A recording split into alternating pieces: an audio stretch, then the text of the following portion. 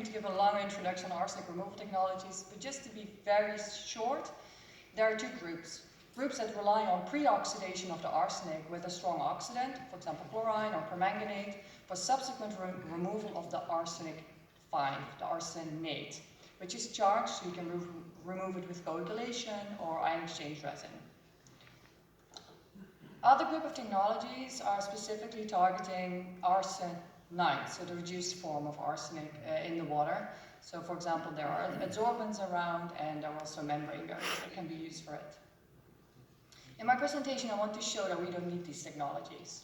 Of course we can use them, but the past has shown that it's difficult to adopt them in Bangladesh, and I think we can do without for most water types. Because the groundwater carries the main ingredient required to remove arsenic from the water. It carries ferrous iron. If ferrous iron comes in contact with air, it will oxidize to form iron 3+ and iron oxides. These iron oxides are perfect sorbent bases for arsenic. However, as I mentioned before, we have the reduced species in the water, which is uncharged, more difficult to remove with iron, and we want to have the oxidized form of arsenate in the water. This is where the problems start. Because if we aerate the water, the groundwater, the redox potential, the EH, will go up. So will the pH, because we sparge out the CO2. And hydrospheric oxides, so these iron oxides, HFO, will form. And you would say that we also oxidize arsenic. If you look at the, I'm sorry, I didn't make it myself, this graph, but the EH-pH diagram, you would say, yes, we will form arsenate as well. So perfectly, we can remove them together. However, arsenic oxidation, it's really slow. If you just add air, you can wait for a week before it's all oxidized. Whereas you all know iron oxidation at neutral pH, it's really, really fast, seconds or minutes.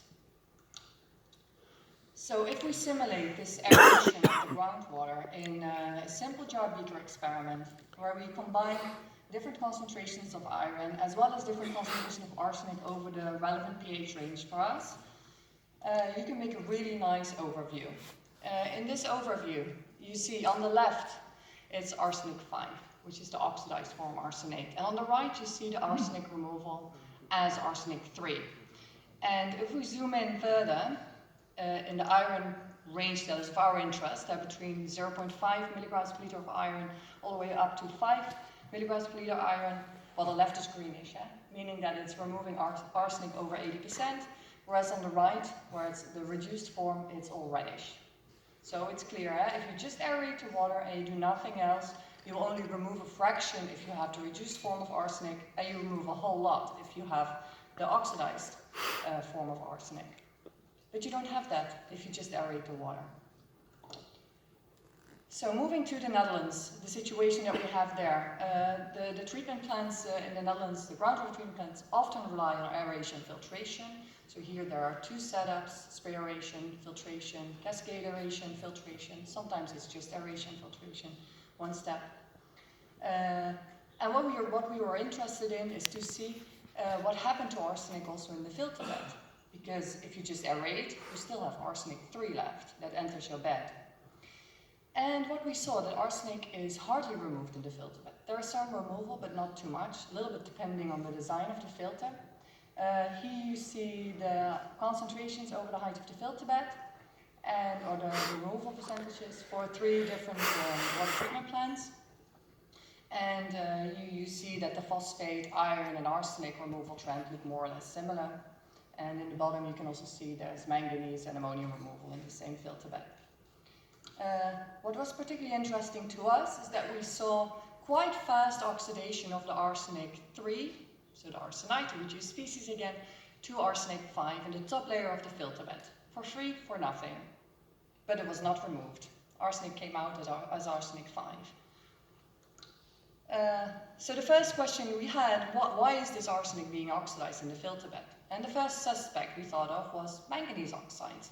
Manganese oxides are known to be capable of oxidizing arsenic, and when we did a small lab study with manganese oxide we bought, that's the graph on the left, and the manganese oxides we took from a filter bed, we indeed saw really beautiful arsenic oxidation profiles.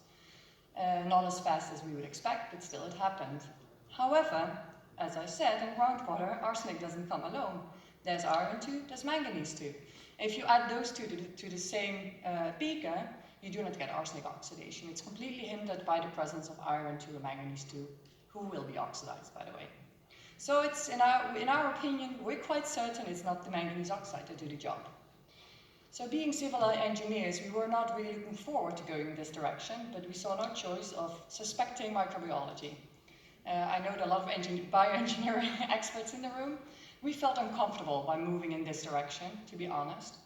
But we saw now in many, many different systems that there are organisms that are doing the job for us, in groundwater, in surface water even, and they're not super bugs. That's what we thought first. No, they're just very ordinary groundwater native organisms that grow in any filter. I think also if you have filters at home, you might check it out. They might be there as well. So it's something that actually does happen for free already in the filters, but we're not utilizing it for removal. Because as you can see, even after 49 days of operation, the removal of arsenic has stabilized, so there's no more removal being achieved, even though it's fully oxidized in the filter. And what we found particularly interesting here is that after 28 days, this stabilization, and we showed it later in different experiments where we could measure over the height of the filter, shows that arsenic bacteria are moving up. So initially, when you just start up a filter, it is over the whole height of the filter, that's the top one, and then after several weeks, the arsenic oxidation will happen fully in the top layer of your filter bed. And it moves faster than ammonium oxidation and manganese oxidation, by the way. So what do we know now? So if we would simulate aeration filtration in a column setup, and we would plot iron, we would have first iron 2 plus in the top of the system. Upon aeration, there will be fast oxidation of iron 2 to iron 3 and immediate formation of HFO, these iron oxides. And then they're removed in the top layer of the filter bed, depending on the filter media. But if it's a sand filter, for example, in general, the top layer is where the iron is removed. So if we look at arsenic now, the profile looks different. You get some co-oxidation when iron oxidizes, we know that. So there's partial oxidation removal of the arsenic. But then nothing happens until the water reaches the filter bed, where you also get oxidation, the microbial oxidation, and partial removal. But there's still residual arsenic 5 in the drinking water. So, we can do this better, huh? Now knowing the ingredients of our system. Can we engineer it as such that we enhance the removal that you can achieve with the iron available in the water? There are several moments where you can intervene. You could enhance the co-oxidation and the removal with iron, therefore. You could stimulate the biological arsenic oxidation. And you could increase the absorption of arsenic S5 onto the HFO deeper into the filter bed. Well, as the starting point of our study, we didn't look at the arsenic, but we focused on the iron, because that is the sorbent. And we wanted to delay the iron 2 oxidation for it to be available once arsenic was oxidized. And we wanted to promote HFO mobility over the filter bed to make sure that you don't just have sorption potential at the top of your filter bed, but also deeper into the filter bed.